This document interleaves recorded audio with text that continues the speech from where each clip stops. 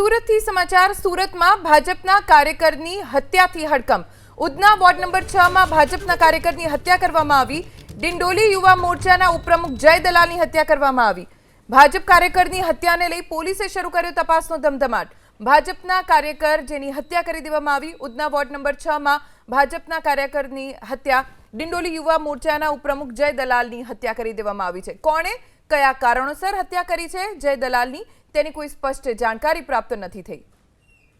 વધુ જાણકારી અમારા સંવાદદાતા ધનરાજ બાગલે પાસેથી પ્રાપ્ત કરીશું ધનરાજ કોણે કયા કારણોસર હત્યા કરી છે ભાજપના નેતાની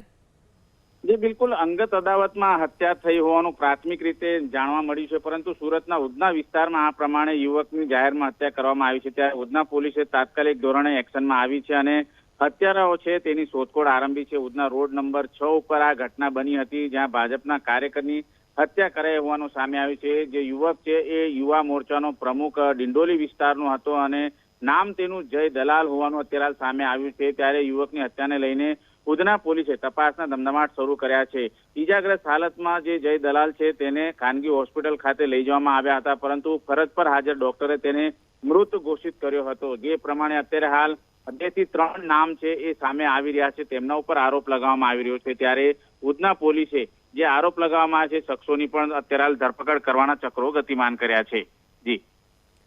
ધનરાજ આભાર જાણકારી આપવા માટે તો ડિંડોલી યુવા મોરચાના ઉપપ્રમુખ જય દલાલની અંગત અદાવતમાં હત્યા થઈ હોવાની હાલ તો પ્રાથમિક જાણકારી પ્રાપ્ત થઈ રહી છે પોલીસે આ સમગ્ર મામલે તપાસ શરૂ કરી છે ભાજપ કાર્યકરની હત્યા અંગત અદાવતમાં થઈ છે પણ કોણે કરી છે અને અંગત અદાવત શું રહી તેને લઈને પણ પોલીસે તપાસ શરૂ કરી છે ઉધના વોર્ડ નંબર 6 માં ભાજપ કાર્યકર તરીકે જય દલાલ કાર્યરત હતો ડિંડોલી યુવા મોરચાના ઉપપ્રમુખ જય દલાલ જેની હત્યા થઈ ગઈ છે અન્ય જે ભાજપના કાર્યકરો છે આ વિસ્તારના બીજેપી કાર્યકરો છે તેમનામાં શોકની લાગણી ફેલાઈ ગઈ છે સાથે રોષ પણ છે કે જે હત્યારાઓ છે તેમની સામે કડક કાર્યવાહી કરવામાં આવે હજી સુધી કોઈની ધરપકડ નથી કરવામાં આવી પોલીસ તપાસ કરી રહી છે તપાસ બાદ પોલીસ ધરપકડનો દોર શરૂ કરી શકે છે તો બીજી તરફ જય દલાલના પરિવારજનો આક્રંદ